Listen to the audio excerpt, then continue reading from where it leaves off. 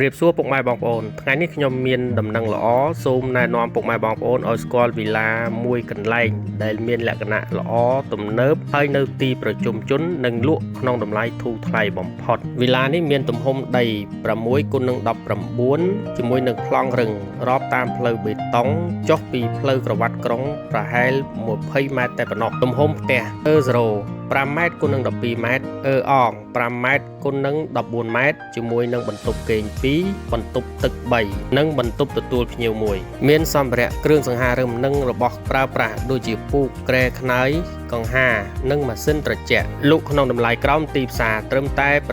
$78,000តែប៉ុណ្ណោះទីតាំងផ្ទះល្អមានសក្តានុពលចិត្តផ្សារសាលារៀនទីប្រជុំជននិងចិត្តរង្វង់មូលការរំដួលចម្ងាយតែ800ម៉ែត្រតែប៉ុណ្ណោះនិង20ម៉ែត្រចុះពីថ្នល់ក្រវ៉ាត់ក្រុងផ្លូវបេតុង10ម៉ែត្រវីឡាដ៏ល្អប្រណិតនេះស្ថិតនៅភូមិគោកថ្នោតឃុំកណ្ដែកស្រុកប្រាសាទបាគងខេត្តសៀមរាបពុកម៉ែបងប្អូនមេត្តាធ្វើការទំនាក់ទំនងតាមរយៈលេខទូរស័ព្ទយើងខ្ញុំដូចខាងក្រោម